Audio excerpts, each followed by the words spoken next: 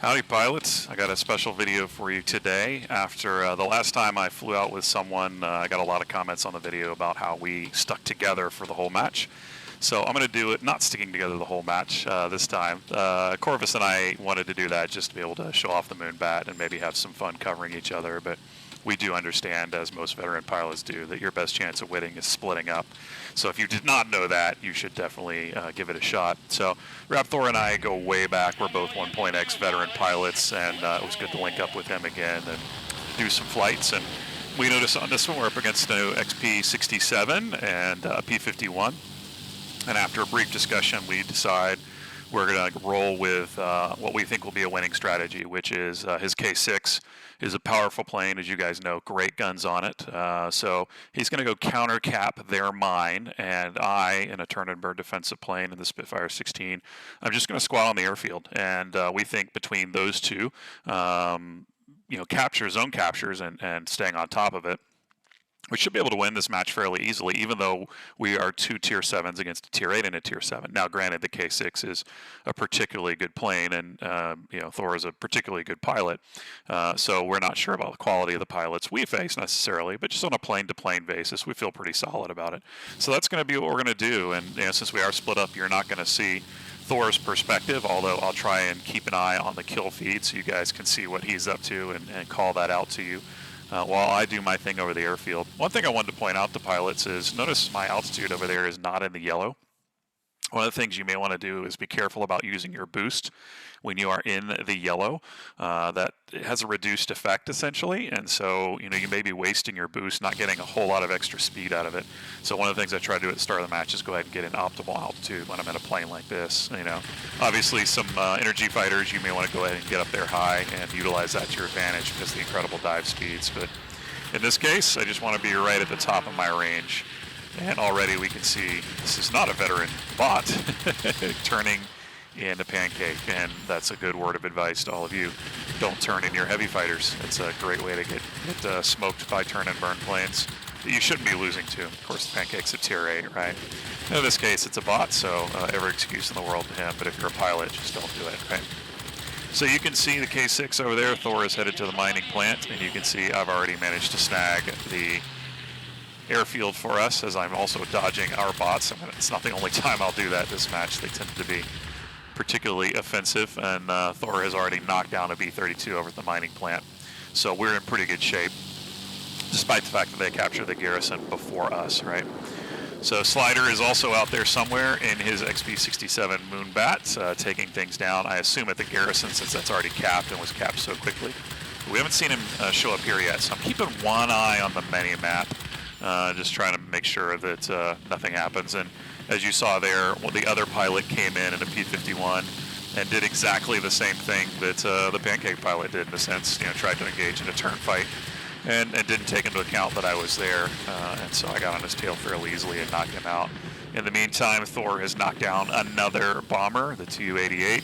Slider's knocked down a Typhoon somewhere, and I still don't know where. I don't know if he's over there counter capping or trying to counter the counter, so secondary counter, or if he's at our mining plant or what the deal is at this point. I've got my hands full just cleaning up the repeated waves of multi-rolls that are coming into this area. And you can see I'm trying to keep my altitude high, right? Just under that limit of where I'm at. I think it's 1,300 on the Spitfire 16, maybe 1,400. See in a second here. Yeah, 1,400. So I'm trying to keep up around that altitude where I've still got my full turn time available to me. And I can also dive away if I need to and climb a little bit if I need to. So Slider's taking out one of our multi-rolls. I still haven't seen him yet, but I see that the other garrison is capped, so I'm thinking he's got to be around there somewhere. And I haven't seen the P-51 come back, so I don't know where he's at now. Unbeknownst to me, he's already quit the match after the first shoot down, which was an odd choice. If he had stuck with it and worked worked the perimeters, worked the map in a solid and smart way, I don't think it would have been an issue for them to challenge us. But of course, without him, the match just gets that much easier. Doing a little bit of chasing here, and I'm trying to keep an eye on things. Again, there's a lot of planes coming to this airfield, and when you're playing a turn and burn, you got to keep your head on a swivel. And since I can, I'm not really worried about other players. I can high point this, up here rather than being down on the deck, which is sometimes something you want to do, especially dealing with heavy fighters. Playing absolutely on the ground, if they're around, is not a bad way to do it. You kind of force them down, make them vulnerable to other bot pilots on your team or other players on your team. And you can say Raptor just took out Slider, so he was over there at the mining plant. I think he finally realized what we were up to and decided to head in there. And I get caught in a little bit of a pickle here, front and back end from the pair of bot multi-rollers here, and I'm trying not to die because dying and losing the zone both, kind of put a hole in our strategy. And with the amount of multi-rolls coming into this zone, even if they are bot, they can flip it fairly quickly if you're not careful, right? So I'm just trying to play it a little bit safe and make sure these guys are gone until I can get down. And again, I've got to dodge my own ADA bots. A little bit of a lag roll to clear out so that I don't have to deal with him. So now that I've got a breather, I'm going to find the wrench, and I'm going to get it back. And you can see RB32 went down, and neither of the mining plants has been captured still at this point. And we're still down in points, so is our strategy still working? And Thor and I decide, yes it is. We're very close to capturing, our bots are very close to capturing the other mining plant. And we're holding the airfield, so we've got a prime respawn place for being able to take that mining plant, even if there is some attack on us. And so I'm just going to squat here. And in this case, this guy is close enough to the zone, I feel like I can go ahead and maybe pop him and then turn back around. And so that's what I do. And you can see Thor once again knocking down the XP67. One of the things I found about the XP67 with pilots flying it is, it is a great counter in some sense to the P61 because it has a better turn time and has great armament, right? And decent altitude and speed. And so people think about countering the P61 and they can think about turn fighting the P61 in it, which is, probably the way to go. But the problem is you get used to fighting in the XP67 as a turn fighter, and it's not a turn fighter, right? And I've had any number of matches over the last couple of days. I'm trying to specialize the Spit 16 here. Any number of matches the last couple of days with XP67 pilots who try to turn fight with me, and there's absolutely no way to win that. The one time in I think the past 4 days where a Moonbat has got me in a turn fight is because he clipped my wing and I didn't have a consumable up, right? So there was no way for me to continue to turn inside of him, and no way for me to dive out either. In this case, Slider is playing up high. He's coming in without backup at the head of everything. And even though he's got the better guns, he's already lost so much HP from doing the head-on and from charging into the zone that down he goes relatively quickly. A little bit of evasive flying there, just to keep myself safe. And that's now, I think, 3 times the Moonbat has gone down. And as you can see, our bots finally capped the mining plant for us. And theirs continues to be neutral, and Thor continues to hang out over there, this time dropping the pancake that I had dropped earlier. And if he keeps doing that, eventually he might actually even capture the mining plant. But for now, what it's done is it's bought us the time to now jump ahead of them and score. So I'm just going to keep doing what I'm doing. This is great.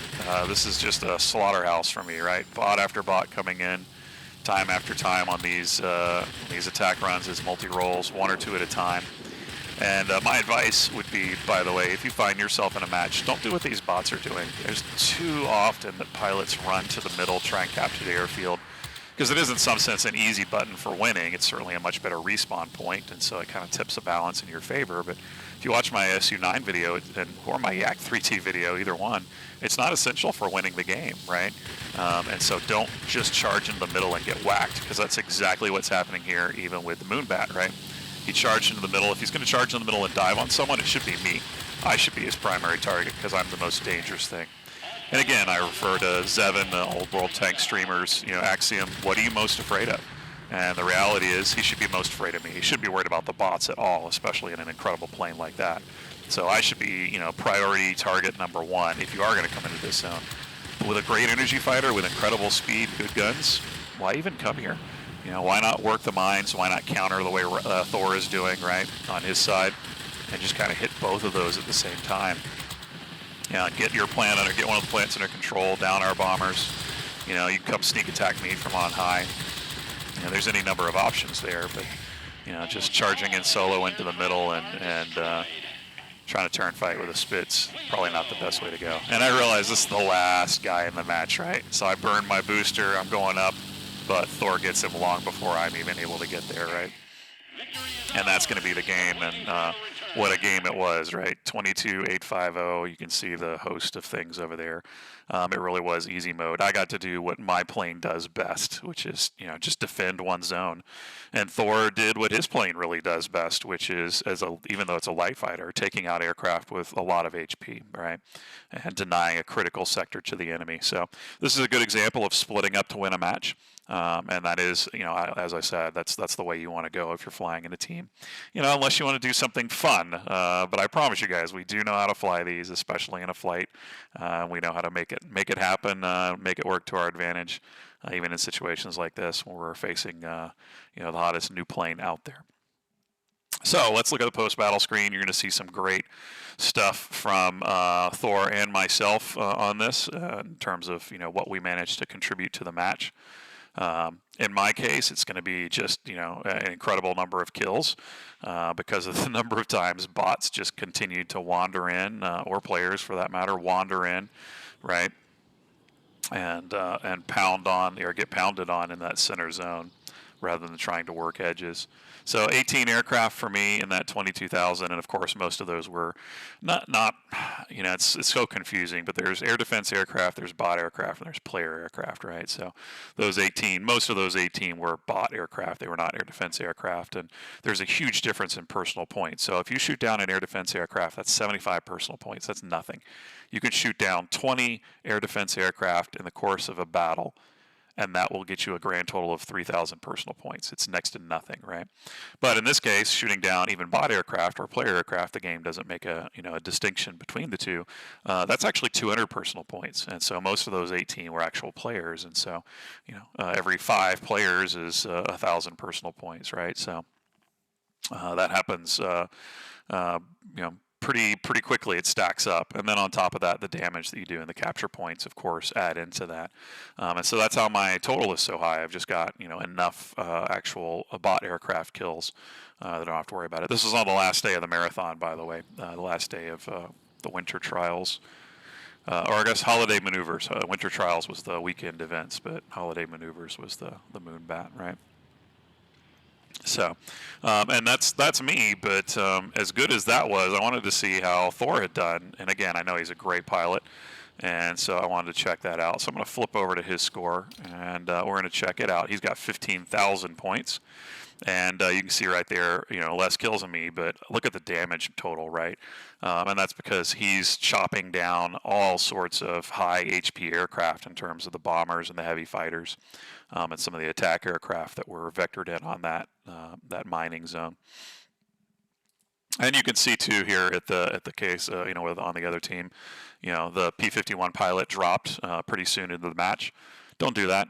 He screwed his teammate. He volunteered for the loss essentially, and you don't. This was not a bad lineup. This was not a bad challenge, right, to take on. He wasn't facing impossible odds or anything to that extent. And then Slider, of course, did what he could, but probably still learning a new plane and definitely facing off against coordinated pilots on another team. That's really hard, and that's always been one of the gaps in World of Warplanes is 2 players coordinating together who know what they're doing can wreak absolute havoc, and that's the reason why Wargaming moved the flight from 3 people to 2. And that did help for a while, but that helped when there were 15 people on a side. And count with me: 1, 2, 3, 4, 5, 6, 7, 8, 9, 10, 11, 12. In case you hadn't noticed, there's 12 on a side now, not 15 anymore. And so 2 people on a flight basically wreck the same amount of havoc that 3 people on a flight used to could wreck in 1.x. So it's a little odd that they went with that choice. I don't know if it's a server capacity or a rendering issue or a bot matrix IQ issue that there can't be that many bots. Who knows? But for whatever reason, the player count went from 15 to 12. Honestly, probably a result of the dropping population that was happening at the end of 1.x, and honestly, within a couple of weeks of the launch of 2.0, it fell actually below the 1.x numbers. So there you go, 2 veteran pilots locking down a map and showing you the best way to do that. And I've got a couple more videos in the pipe for you guys. Got some good recordings this weekend, things I wanted to show you, a couple of aircraft that I think are interesting, and a couple of lessons to be learned, just like we learned a couple here in terms of how to fly and what to do in terms of using a little divide and conquer. Just as a quick theoretical before I wrap the video, what if the XP67 and the P51 had been working together? What would you have done to counter the likes of us? Well, more than likely, you would have sent the XP67 and the P51 to 2v1 the Kurfürst, right? Which means Elector Prince in German, if I remember right, or just Prince. That's what I would have done anyway. If Thor and I had been on the other end of this, then we would have said, with those planes, with the P51, XP67, I would have suggested we tag team the K6 and then split up after that, right? Tag teaming him gives us 60 capture points in the mining zone, right? And then we can split up and hit garrisons, and then maybe counter cap. I would probably send the XP67 to counter cap the other mine.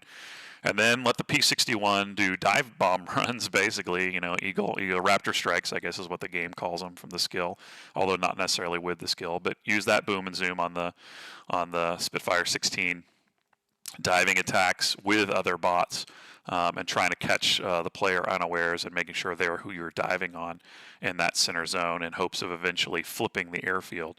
And even if you don't eventually flip the airfield, right, at least you've taken the initiative away from the enemy and you can respond from there. And again, with the XP67 and the P51, you have planes that are faster, you have an overall speed advantage over a Spitfire and a 109, and so you can work the edges of the map, kind of like I did in the Act-3T video, and really put the screws to it. And you saw, until the mining zone flipped, we were behind in points. So if someone had put the screws to us in the first 5 minutes of the match, who knows? This may have been a very different outcome. So just something to think about. Stay on your toes. Keep capping zones. Always be capping, as VBAT used to say, ABCs of World of Warplanes. And you never know what might happen. But the best thing you can do in this game, or really any game, is get yourself a good, dependable pilot to fly with. So Thor, thanks for running with me the other night. I appreciate it. If any of you guys want to flight up, I'm always open to running a few matches with you. Just shoot me a message in game, and we'll see what kind of trouble we can get into. Until the next time, good luck and good hunting.